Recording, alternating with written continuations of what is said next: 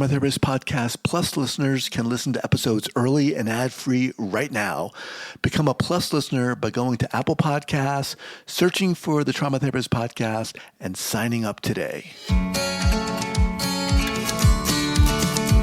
Welcome to the Trauma Therapist Podcast, a show about the incredible people dedicated to helping those who've experienced trauma. My name is Guy McPherson, and my mission is to raise the awareness of trauma and to inspire each of us to help those around us. You ready? All right. Yeah. All right. Here we go. So 5, 4, 3, 2, and 1. All right, folks, welcome back to the podcast. Very excited to have as my guest today, Akilah Riley-Richardson. Akilah, welcome. Hi, thank you. Thank you for having me. You are welcome. So Akilah is a published researcher, relational healing facilitator, couples therapist, and certified clinical trauma professional. She's been in clinical practice for 16 years and has experience working with couples and persons practicing consensual non-monogamy, both in the Caribbean and internationally.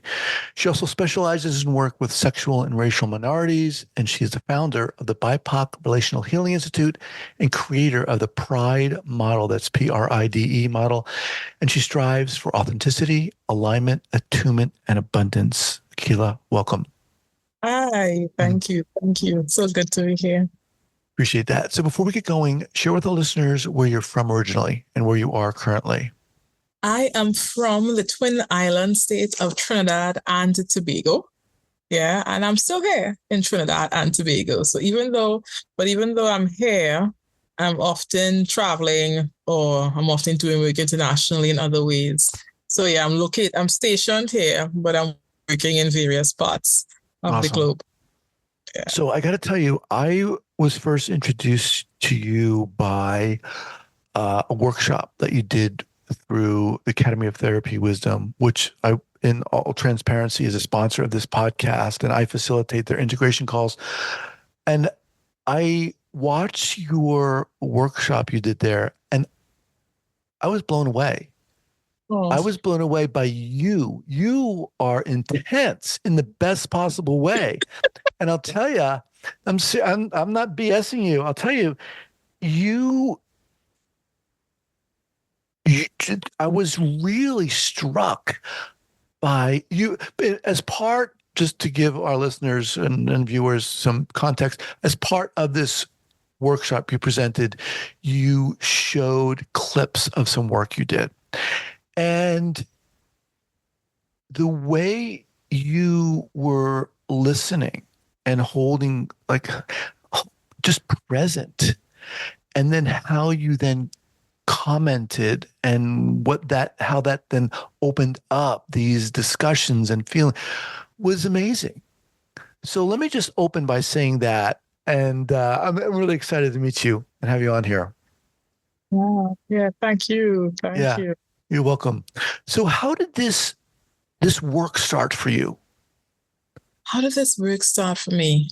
I would say that for many years, even when I was in grad school, I was just always concerned about the ways in which the systems around people, shape their realities, and wanting to be fully present with that. Yeah, in the therapeutic space and in other spaces as well. And so the work for me started with a real interest in how do I support people in recognizing the wider system, how it shapes their reality, how do I validate in a real way, not in a performative way, but how do I show up fully and validate people's adaptations and the skills people use to survive systemic trauma. Yeah. Mm-hmm. And I think me occupying a Black Global South identity, positions me in a way to understand certain things through lived experiences as well. Understanding what it means to be Global South, to not be seen, to not be valued in the wider global space, and wanting to kind of create that for clients from all over the world. Yeah, so the work for me, I would say, started with this passion for understanding and being with clients in a particular way, and also just kind of my own bodily experience of what it means to occupy this particular body. Yeah. where, when you decided you wanted to become a therapist, did you go to school in your country?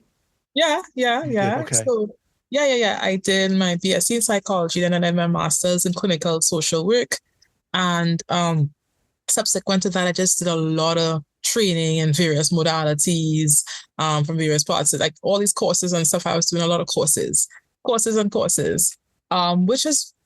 have been insanely helpful to me. I would say a big piece for me has been understanding just the neurobiology of trauma and understanding what people were walking in with. So I was able to blend that understanding of the neurobiology of trauma with some of my own training in social work and clinical social work, and being able to be with those two pieces while in the therapy room. But yes, my training is primarily in Trinidad and Tobago.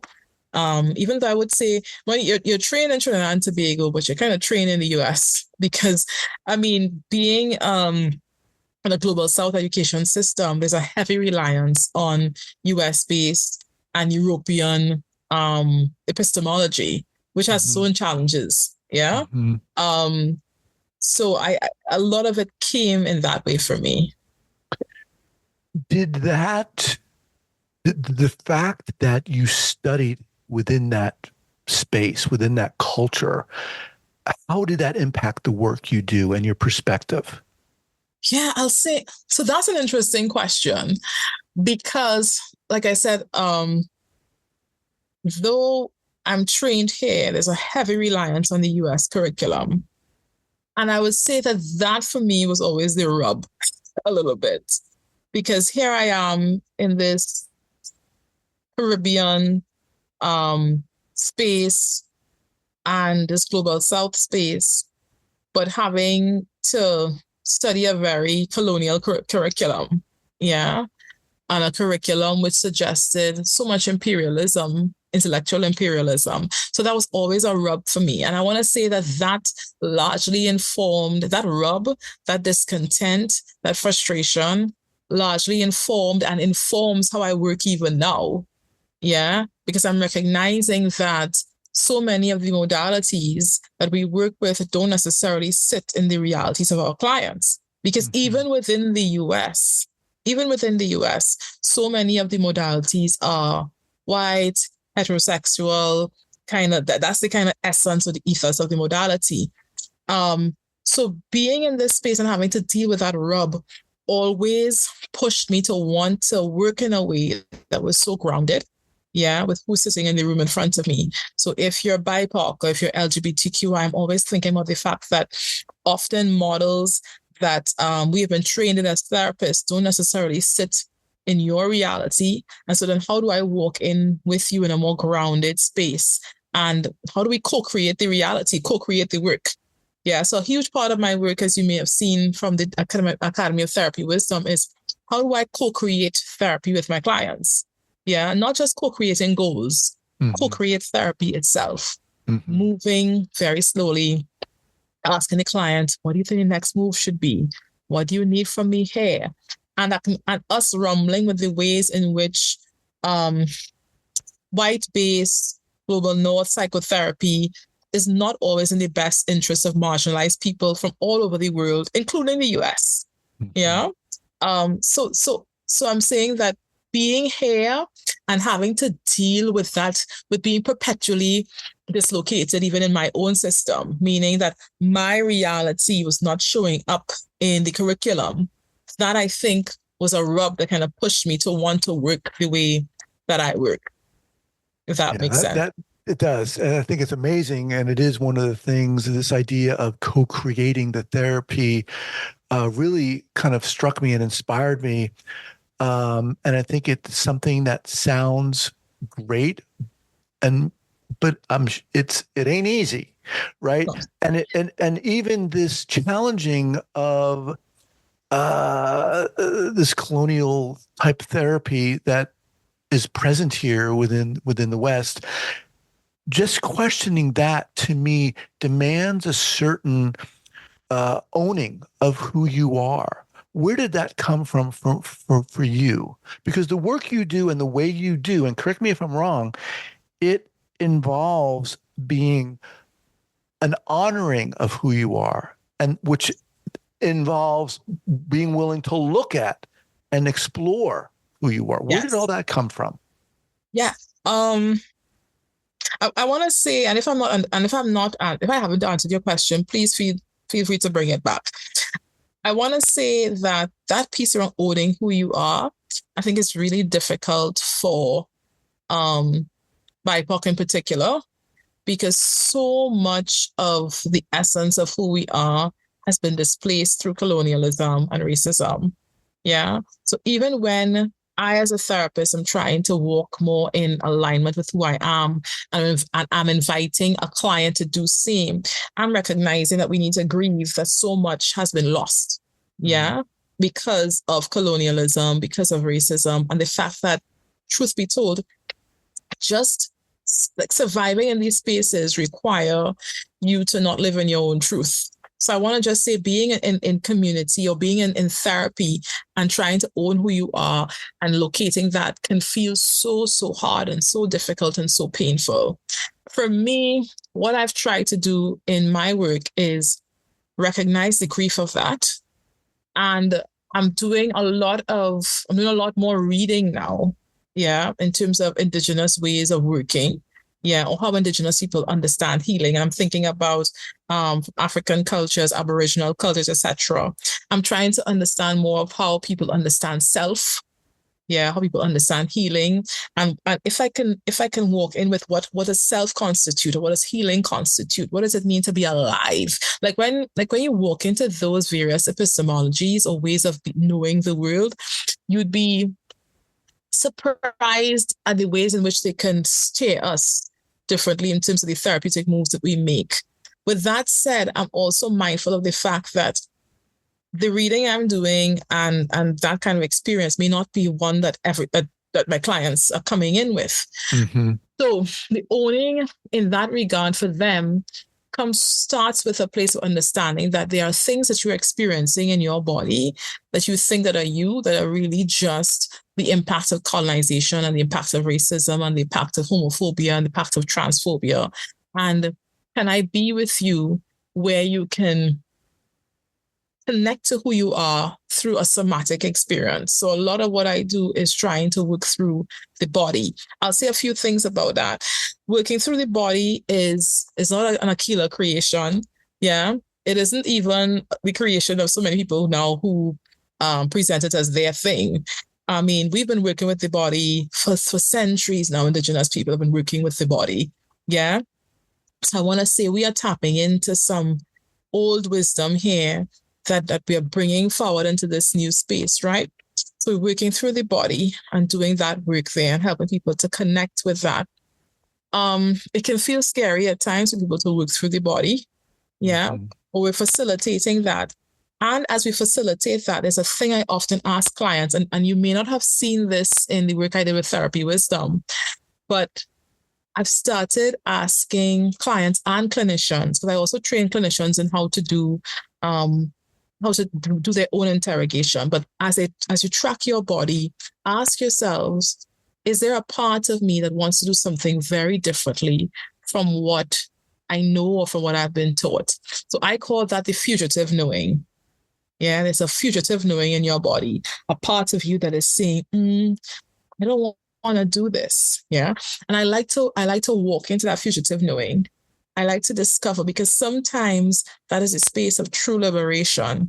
You know, in pretty soon, at the risk of sounding like I'm advertising, pretty soon Therapy Wisdom will be doing a course with Bayo Akomolafe, and he talks a lot about onto fugitivity.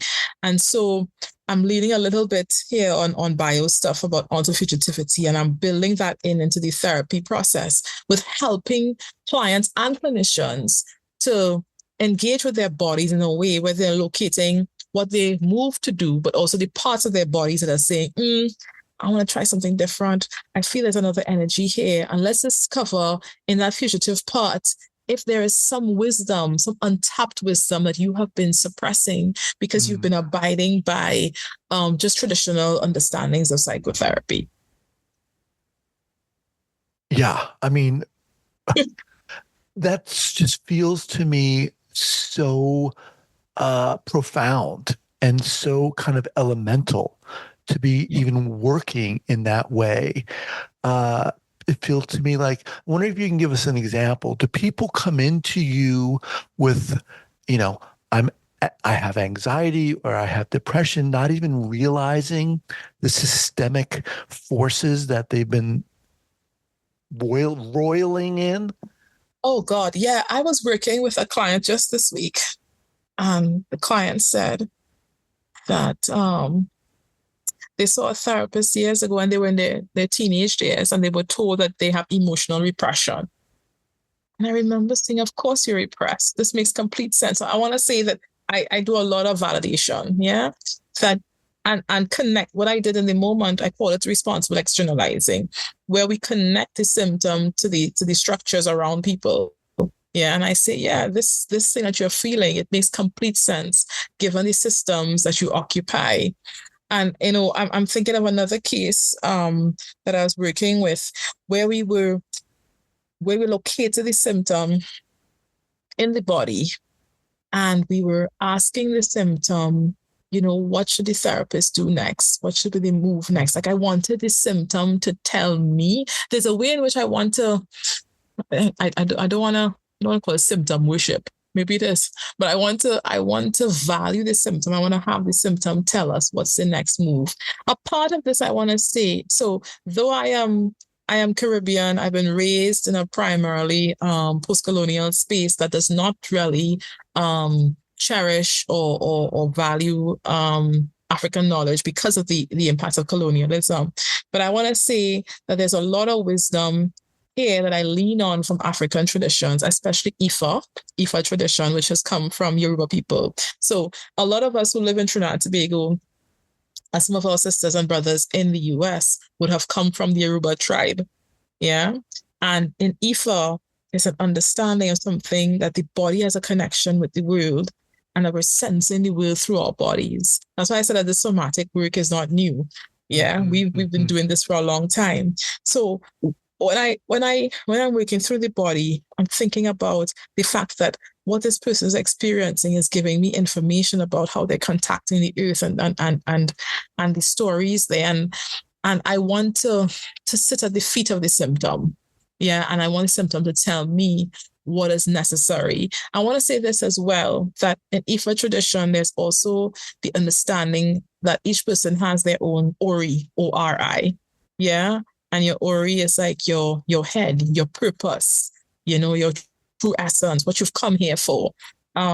So when I'm thinking about how I'm working with people, I'm thinking about the fact that this person has a path that, predates even this moment here with me, and I have to honor that. And if I want to map that onto contemporary understandings of neurobiology, I'm thinking about this person's prefrontal cortex, and the fact that I see the two as being aligned, and therefore I'm bringing their essence into relationship with the symptoms in their body, allowing their essence to witness those symptoms and asking their symptoms, what is needed here in therapy. So going back to just the example, working with this woman who just was experiencing so much double consciousness and feeling just really icky in her body for being Black in the US, and us connecting to the symptom, where does it live in the body, tracking it and asking the symptom, what should we do next? And we moved very, very slowly. One of the things I've had to value is moving slow, which is interesting because I myself have battles with anxiety and often feel the need to want to go fast. So I in those moments, I go very, very slow. I honor the symptom and it emerges. It might sound really airy-fairy, but we often get an answer. And sometimes the answer isn't something that somebody can vocalize. Sometimes it's an image or another twitch in the body, some sensation, and I'm trusting the body. And I want to say this, guy, for me, doing this work is extremely political. And I want to say the clinical is always political.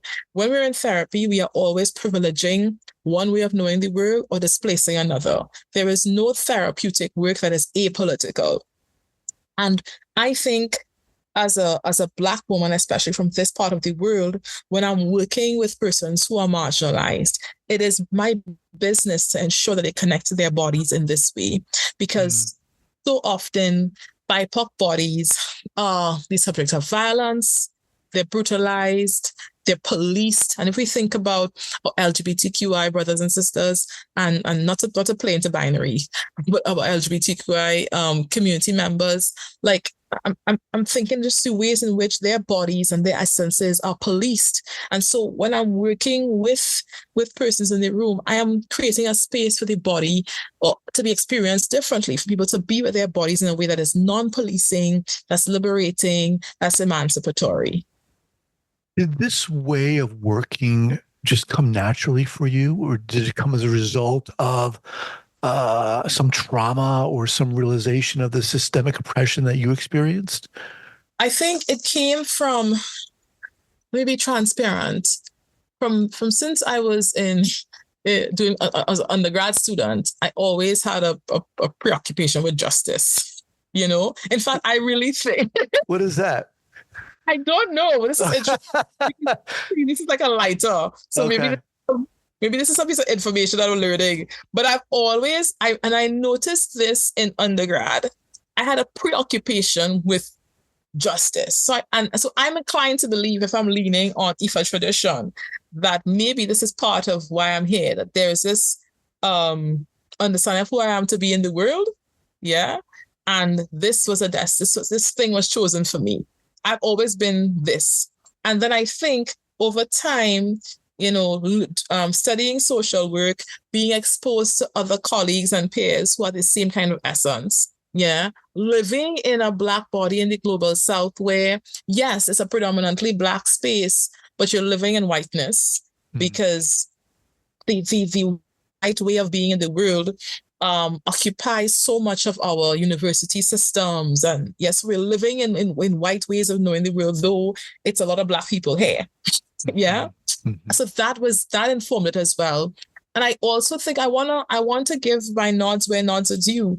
I have done some training in SC, somatic experiencing. I've done some training in the work of Julianne Taylor Shaw. I've done training in different spaces. So when I map what I have wanted on some of these things here, it was unfolding for me. I think the piece about co-creating therapy is a piece that I have stuck in, which is largely tied to my feeling that this stuff that I was learning in grad school and in undergrad really was not, it's somebody else's agenda. It's somebody else's voice. I mean, psychotherapy has so many beautiful elements. I don't ever want to discredit psychotherapy largely, but there's a way in which there's so much politics in psychotherapy in terms of what gets platformed and what doesn't get platformed. What clients believe about themselves, what clients don't believe about themselves. Interestingly, today I was working with another interviewer talking about anxiety, and I was talking about the political nature of the diagnosis. Yeah. That the symptoms of anxiety are very real, but pulling all those things together and calling it anxiety or anxiety disorder, that naming is political. Yeah. And automatically it disempowers some and privileges some. So it disempowers the person who's experiencing it, but it empowers the person who's stepping in to treat it. Yeah. And so this is why I want to sit at the feet of the symptom. Yeah, and worship it in some extent, but not worship it to the extent where we don't try to support people. So I'm not black and white. I'm not saying that I want to discard everything. I'm saying that there is room for another way of being with what we're seeing in people's lives. Yeah. There's room to name it differently. So yeah, that's kind of where I don't know if I answered your question, but that's you did. Yeah. It's bringing up a lot, certainly. I mean, one of the things that's coming to my mind is as I'm putting myself in the position of the listeners here, there are so many workshops out there, so many modalities and trauma treatments, et cetera, et cetera. How does one, with what you're saying, how does one go about absorbing these, learning from these? it feels to me like it's almost a trap. You know what I ask myself often? Not what is here, but what is not here. You know, what's on the periphery? And I remember beginning to think more about that when doing some work with Bayo Akomolafe. When I sit in these spaces and I see what's constantly sold to us, say, I know what's here, but what is not here? What ways of healing and treating trauma are not being showed or not being shared? And I don't know if I'd say it's a trap, but I would say, or maybe it's that's a very good. Now that I've said it, what concerns me is that as we push only certain ways of working with trauma, we then push only certain ways of understanding trauma, and we have not tapped into so much that exists. And there's a way in which, Guy, when we tap into stuff that's outside of the dominant treatments, we romanticize it.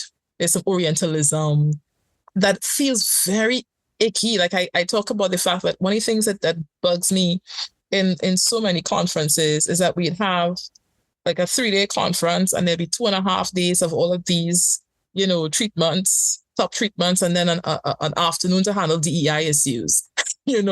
As opposed to having something that's interwoven throughout, everything is political. And I think we have to accept that. All teaching, all moments, like even this moment we're having right here, you are doing something that's beautifully political. You are giving voice to a Black Caribbean Global South woman to speak about therapy. You are making a revolutionary move here, Guy. Yeah. And I'm celebrating that. And while you are doing that, we also have spaces that are only platforming white, cishet Americans and one way of knowing the world. And I think it's time for us to kind of move out of that a little bit and ask ourselves often in these spaces, what is not here? Mm-hmm. Just remind everyone I'm speaking with Akilah Riley-Richardson. As we kind of wind down, this idea of co-creating therapy, to me feels very empowering. It feels very creative. It demands a self-trust on the part of the therapist, on the part of the process, on the part of the client, trusting themselves. What? I came here I'm paying you. Why are you asking me to talk a little bit more about that process and how you introduce it with the clients you work with? So I'm so glad you raised that, because it is not a process that I can do with everybody. So I work with people, and the first thing I do, I ask people, how would you like me to work with you? What would you like? Yeah. And which for me feels like the first indication of me trusting them. Some people do want a more directive approach. Yeah. And in those instances, I also kind of support that. So I use this particular modality in spaces where people feel ready, people want to do this kind of work, and I honor persons who may not want that kind of work as well. Because I said, I'm trained in so many different things that I'm able to kind of move through different ways of being. But I think when I do this particular way of trying to encourage self-trust, I have to start by kind of helping people to understand how we've been taught not to trust ourselves, and that this particular way of working is about decolonial work, political therapy. All therapy is political anyway, but it's about really bringing that to the fore and highlighting that. So it's slow. It's not for everybody. Those who are willing to do it, I open the floor. But I am not, one of the things I'm always cautious about is that I don't want to oppress people in any kind of way. I also don't want to tell people that you must work this way. People have the right to choose what they're ready for. So if you don't want to work this way and you want to do EFT or something else, that's fine. That's okay. I think the most important thing is giving people the opportunity. And when I have loved co-creating therapy. It's been beautiful just seeing the decisions people make. And I have to know who would want to do that and who wouldn't. Right. So what is on the horizon for you in terms of the work you do? You said you also work with therapists. In what Yes. capacity are you doing that? Yeah, I do supervision, and there's this thing I do called ground learnings, where I work with therapists in being able to decolonize their practice, find the fugitive parts of their work, and like kind of get creative in their work and unlearning and creating new ways of work. That's a big thing for me. I'm not interested in therapists buying into any kind of Akilah worship and trying to get into my model. I know that's a big thing. Everybody wants to get into a model. I kind of want therapists to find their wisdom, and find their internal wisdom. So my work with therapists, and the other thing, I can't say much about it yet because I haven't signed the thing, but a book is on the way. So I'm very excited about that. Yeah, I'm just waiting to sign the thing. Awesome. But, Well, please come back whenever you want. I'd love to have you back here. It was awesome talking to you. I appreciate it. What's the best way for people to get in contact with you, Akilah? yeah, definitely. Check out my website, AkilahRiley-Richardson.com. Feel free to subscribe. Also, you can shoot me an email at info@AkilahRiley-Richardson.com. Google me, I'm pretty easy to find. Yeah, and shoot me correspondence. Okay. We'll have that linked up here at the show notes page at thetraumatherapistpodcast.com. Akilah, awesome. Thank you so much for being here. Appreciate you. Yeah, thank you so much for having me. Bye-bye.